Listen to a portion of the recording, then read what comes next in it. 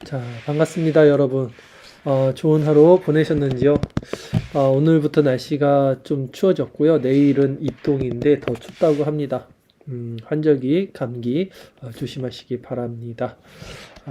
그럼에도 하나님께서 오늘 하루도 주님 우리를 은혜 가운데 살게 하시고 또 보호하시고 인도하여 주심에 감사 찬양을 드립니다.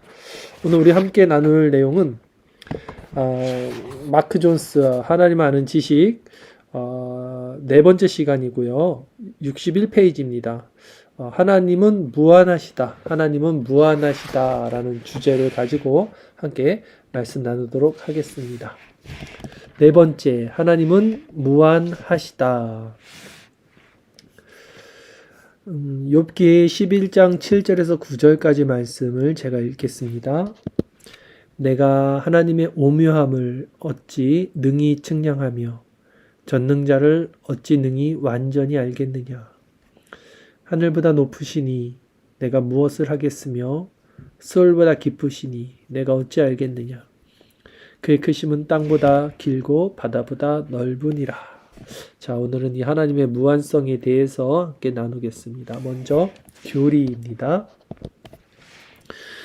하나님의 무한성은 하나님의 단순성처럼 다른 모든 속성들을 한정한다는 의미에서 일종의 메타 속성이다. 하나님의 무한성이란 하나님의 완전성에 한계가 없다는 뜻이다. 자, 하나님의 무한성이 바로 하나님의 단순성과 연결이 된다는 거죠. 같은 의미라는 것입니다. 7세기에 고백자 막시무스는 이렇게 말했습니다. 누구든 하나님을 보고서 자신이 본 것을 이해한 자는 사실 아무것도 못 본 것이다. 실로 그렇다. 우리는 무한하신 분을 파악하지 못한다. 이 말씀 이해하시나요? 누구든지 하나님을 보고서 자신이 본 것을 이해한 자는 사실 아무것도 못 본 것이다. 우리가 하나님을 이해할 수 없다는 것입니다. 우리가 뭔가를 안다라고 했을 때는 알지 못한다라고 성경이 말했던 것처럼 우리가 하나님을 이해한다, 하나님을 내가 봤다 이렇게 말한다는 것은 아직 아무것도 못 본 것이다. 아무것도 이해하지 못한 것이다. 라는 뜻으로 이해를 해야 된다는 것입니다. 헤르만 바빙크는 하나님의 무한성을 이해하는 또 하나의 방법을 제시합니다. 하나님의 불변성을 시간에 적용해서 말하면 하나님의 그 변하지 않는 속성이죠. 불변성. 이를 영원이라고 한다. 하나님의 불변성을 시간을 기준으로 시간에 적용해서 말하면 영원이 되고요. 공간에 적용했을 때는 편재라고 한다. 편재는 하나님이 모든 곳에 계신다는 의미입니다. 하나님이 이렇듯 하나님의 무한성은 불변성과 영원이 어떻게 일치하는지, 즉 시간으로 어떻게 일치하는지 혹은 불변성과 편재, 이 공간이 어떻게 연결되는지 이해하는 데 도움을 준다. 바빙크 참 멋진 말을 했습니다. 네. 하나님의 그 무한성이 즉 그 불변성이라고 할 수 있겠죠. 시간에 적용하면 영원, 그리고 공간에 적용했을 때는 편재라는 말을 했습니다. 하나님의 속성을 생각할 때는 그 속성이 늘 무한하다고 생각해야 한다. 하나님의 무한성은 긍정적 개념이고 그래서 우리는 하나님의 속성이 질적인 면에서 철저히 무한하다고 말해야 한다. 하나님의 속성은 늘 무한하다. 그리고 그 무한은 이제 긍정적인 개념이다. 좋은 의미다라는 것이죠. 하나님은 어느 곳에서나 다 중심이시고 그 경계에도 어디에도 경계가 없는 영역이시다. 편재하시죠. 공간적으로. 하나님은 우주에서 우리로부터 가장 멀리 계시고 그와 마찬가지로 우리 가운데에도 계신다. 하나님 편재하십니다. 우주에서 우리로부터 가장 멀리도 계시고 또 우리 안에 우리 가운데 또 함께 계신다는 것이죠. 시편 기자는 하나님의 무한성을 명시적으로 시인한다. 우리 주는 위대하시면 능력이 많으시며 위대하시며 능력이 많으시며 그의 지혜가 무궁하시도다.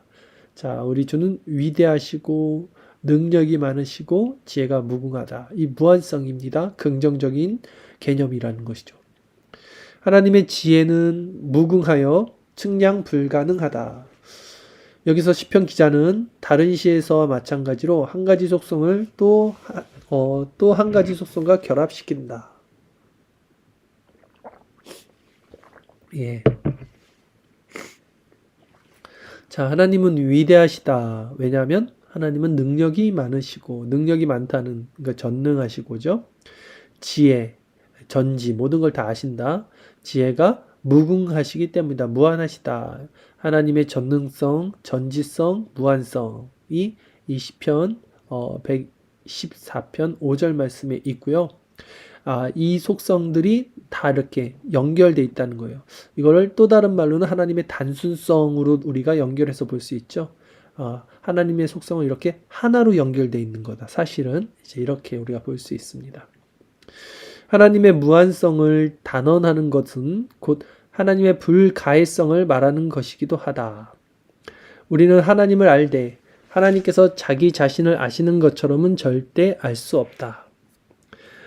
유한은 무한을 이해할 수 없기 때문이다. 우리의 이해에는 한계가 있다. 우리는 피조물이기 때문이다. 했어요. 불가해성은요, 우리가 이해할 수 없는 것을 의미합니다. 우리는 피조물이기 때문에 하나님을 이해할 수 없다는 것입니다. 우리가 확실하게 말할 수 있는 것은 하나님에 대한 우리의 지식은 절대 완전할 수 없고 그저 구원을 받기에 적당한 지식으로서 이 지식은 늘 자라갈 수 있다는 것이다 라는 거예요. 우리가 하나님을 아는 지식은 굉장히 제한적입니다. 완전할 수가 없고요. 구원받기에 적당한 정도의 지식을 하나님이 계시로서 우리에게 열어주신 것이죠. 자, 이렇게 우리가 우선 속성에 대해서 무한성을 살펴봤습니다. 하나님의 무한성 어땠습니까? 하나님의 그 무한성은 이제 한계가 없고 단순성과 결을 같이 하고 있었고요. 그렇기 때문에 인간이 측량할 수 없고 그것을 시간에 비추면 영원이 되고 공간에 비추면 편재가 된다. 이런 말씀 우리가 살펴봤습니다. 두 번째, 그리스도의 가치입니다. 하나님의 무한성에 대한 그리스도의 가치 함께 읽어보겠습니다. 하나님의 아들은 타락한 죄인들 편에서 중보자 사역을 이행하기 위해 인성을 취하셨다. 그 사역의 효력은 그분의 위격의 가치에 달려있다. 이 사역을 위험 있게 하는 것은 이 위격의 위험이라고 토마스 구디는 말했다. 위격이라는 말을 쓰는데요. 위격이라는 단어의 의미가 중요합니다. 왜 그런지는 이제 쭉 나옵니다. 하나님께서 피로써 교회를 사셨다고 말할 때 이는 하나님께서 자신의 죽음으로 교회를 사셨다는 말이며 우리는 당연히 그런 의미로 그렇게 말해야 한다. 자, 보세요. 하나님께서 피로써 예수 그리스도의 피로써 교회를 사셨다 했을 때 그리스도는 제2 위격으로 하나님이시죠. 성자 하나님이시죠. 그래서 하나님께서 피로써 교회를 사셨다고는 할 때 동일 본질로서 하나님 성부 하나님 자신의 죽음으로도 교회를 사셨다는 말이며 그러니까 같은 하나님의 그 본성으로서 우리는 그렇게 이해해야 한다. 이렇게 말하는 거죠. 근데 여기서 이제 오류가 생깁니다. 논리적인 오류가 생기죠. 뭐냐? 하나님은 죽을 수가 없잖아요. 신성을 가졌는데 어떻게 하나님이 죽는다는 표현을 할 수 있습니까? 성부 하나님이 죽는다? 이거 말도 안 되는 소리를 아까 제가 사실 했죠. 근데 지금 분명히 여기서도 하나님께서 피로써 교회를 사셨다고 말했을 때 이는 하나님께서 자신의 죽음으로 라고 말을 하잖아요. 이때 필요한 것이 바로 위격이라는 표현이에요. 그래서 신학자들이 위격이라는 말을 쓴 거예요. 자, 계속 읽겠습니다. 이는 신성이 고통을 겪는다는 의미 아니냐고 어떤 이들은 염려할지도 모르고, 그러니까 아까 지금 말한 겁니다. 하나님이 어떻게 신성이 어떻게 고통을 겪느냐. 자, 그래서 하나님의 아들 두 번째 위격이 십자가에서 죽었다고 단언하기를 겁낼 수도 있다. 어떻게 하나님이 십자가에서 죽을 수 있지? 이렇게 이해할 수 있다는 거죠. 이해하기 어렵다는 거죠. 그러나 성자 하나님이 죽으셨다고 말할 수 있는 신학 용어로 속성의 교류 덕분이다. 속성의 교류. 그러니까 인성과 신성의 교류라는 말입니다. 성자 하나님은 아주 특별하게 하나님의 신성과 인간의 인성을 함께 갖고 있었습니다. 그래서 그 속성의 교류로 말미암아 그 제2성자 하나님이 죽으셨다는 표현을 할 수 있다라는 거예요. 웨스트민스터 신앙고백서는 이 교리를 아주 잘 요약하고 있다. 그리스도께서는 중보사역을 하실 때 두 본성에 따라 행하시며, 이 두 본성이 신성과 인성입니다. 각 본성에 의해 그 본성 공유의 일을 하신다. 신성으로는 신성의 일을 하시고요. 인성으로는 또 인성, 사람의 일을 하십니다. 그러나 위격의 단일성 때문에, 근데 이 신성과 인성을 나누지 않는다는 거예요. 이 두 본성이 속성의 교류라는 말처럼 위격으로 하나가 된다는 거예요. 한 본질. 그래서 이 위격의 단일성 때문에 때로 성경에서는 한 본성에 속한 일이 다른 본성으로 불리는 위격이 하는 일로 돌려지기도 한다. 무슨 말이냐면, 쉽게 얘기해서 예수님이 십자가에서 죽으셨는데 어떻게 하나님이 죽으실 수 있어? 이게 논리적으로 이해가 안 가잖아요. 그러나 이것을 위격으로 이제 우리가 이해할 수 있다. 이렇게 이해하면 됩니다. 따라서 속성의 교류 때문에 우리는 죽음이나 배고픔을 성자의 위격에 속한 일이라 단언할 수 있다. 이렇게 표현하는 거예요. 죽음이나 배고픔 겪을 수 있는 것은 오직 인성뿐일지라도 말이다. 그렇죠? 그래서 십자가에서 죽은 것은 예수님의 인성이 죽은 거고 신성은 죽은 게 아니야. 이렇게 말하면 이거는 오류예요. 이렇게 말하면 안 됩니다. 십자가에서 죽은 것은 제2성자 하나님이신 그 예수님의 위격이 죽은 것이다. 이렇게 표현해야 되는 거예요. 정확히 맞는 표현이죠. 그래서 우리는 추상적이거나 대체적인 방식으로 신적 본질로서의 하나님이 십자가에서 고난당하셨다고는 말하지 않는다. 예. 이런 식으로 추상적이거나 대체적인 방식, 인성이 죽은 거고 신성은 죽은 게 아니야. 이런 대체적인 방식으로 말하지 않는다는 거예요. 그러나 성자 하나님이 죽으시고 피 흘리셨다고 말할 때 이는 신인이신 신과 인간이죠. 신인이신 그리스도라는 구체적 위격에 대해 하는 말이다. 이렇게 이해하신다는 거예요. 위격으로 우리는 다 이해를 하는 겁니다. 우리는 본성이 아니라 위격이 죽었다고 말해야 한다. 신인이신 예수가 십자가에서 죽으셨다. 죽은 것은 단순히 신인의 인성이 아니었다. 단순히 신인의 인성이 죽은 것이라면 이는 그분의 위격이 나뉘는 일일 것이기 때문이다. 위격이신 그리스도께서 죄를 속하셨다. 이렇게 이해해야 된다는 거예요. 그러니까 하나님의 인성과 신성을 나누면 안 됩니다. 왜냐하면 십자가에서 죽은 것이 그분의 인성이라면 인간이 어떻게 인간의 죄를 속합니까? 죄 없는 그분이 인간의 죄를 속해야지 하나님의 공의가 성취가 되기 때문에 우리는 항상 위격이라는 표현을 쓴다. 이것을 기억하면 되겠습니다. 왜 우리가 지금 하나님의 무한성을 나누면서 그리스도의 가치에서 신인의 그 위격의 표현이 나왔냐면 이것이 영원성을 담고 있고 이것이 이제 하나님의 제한 없는 무한성을 담고 있는 그런 맥락에서 그리스도의 가치가 이렇게 흘러가는 겁니다.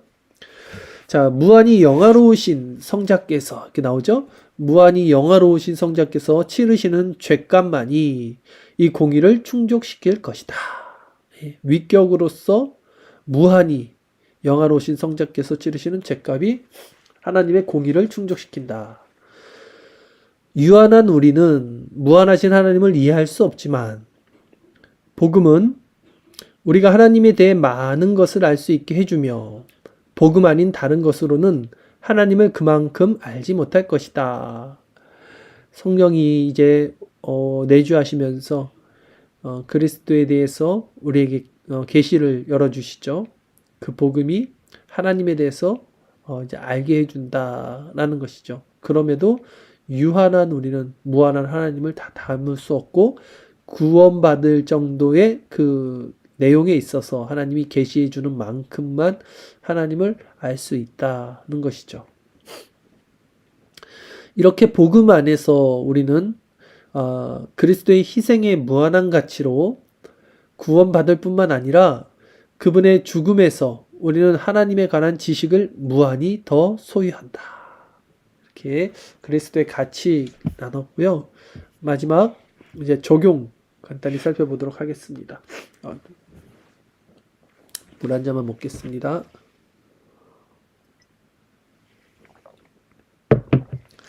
하나님의 무한성이라는 교리가 우리에게 큰 기쁨을 주는 것은 그리스도의 희생이 지닌 무한한 가치 덕분에 우리 죄가 사함을 받는다는 이 교리가 우리에게 확실히 알려주기 때문이다. 하나님을 아는 일에는 영원 세월을 바쳐야 할 것이다. 왜냐하면 그분은 무한하신 하나님이기 때문이다. 하지만 영원 세월을 다 바친다 해도 우리는 절대 하나님을 완전히 알지 못할 것이다. 우리는 피조물로서의 우리의 기존 위치를 늘 기억해야 한다. 우리는 무한하신 하나님을 섬기는 자들이며 이 생에서 우리의 찬양은 하나님께 마땅히 돌려져야 할 찬양에 훨씬 못 미친다. 하지만 하나님께서는 우리의 연약함에도 불구하고 우리의 찬양을 받으신다. 우리가 무한하신 하나님의 아들과 연합하면 인간이 이룰 수 있는 가장 특권적인 자리에 서게 된다. 자, 오늘 여기까지 말씀을 전했습니다. 오늘 하나님의 무한성, 하나님은 무한하시다라는 속성에 대해서 말씀을 전했고요. 이것은 여러분이 알다시피 하나님의 비공유적 속성이겠죠. 인간에게는 없는 하나님만이 가지고 있는 속성입니다. 하나님의 무한성을 우리가 어떻게 묵상해야 될지 우리는 정말 너무나 한계적이고 너무나 제한적입니다. 그럼에도 불구하고 그분이 영원하시고 무한하시다는 것이 우리의 또 기쁨이 되고 소망이 되고 위로가 됩니다. 무엇보다도 그리스도께서 십자가에서 죽으심으로 우리 죄를 사하신 것이 어떤 제한적인 한계성을 갖고 있는 것이 아니라 하나님의 속성에 비추어 영원하시고 무한하신 그 죄 속죄의 사역이라는 사실에 우리가 더 큰 의미와 또 은혜를 나눌 수 있었습니다. 자, 우리가 이제 적용적인 면에서도 살펴봤듯이 우리가 우리는 피조물입니다. 하나님을 알 수 없는 유한한 존재입니다. 그러기에 우리는 더욱더 겸손해야 할 것이고 하나님을 아는 지식을 우리가 조금 가졌다고 어떻게 우리가 경거망동하고 또 교만할 수 있겠습니까? 조금씩 하나님을 알아가는 기쁨에 감사하시고 영원에서 영원까지 하나님을 더 알기를 힘쓰시고 이 생에 살아가는 동안도 여러분 이 은혜의 방편을 더 사모하셔서 날마다 하나님을 알아가는데 더 진보가 있는 저와 여러분의 신앙 되기를 바라겠습니다.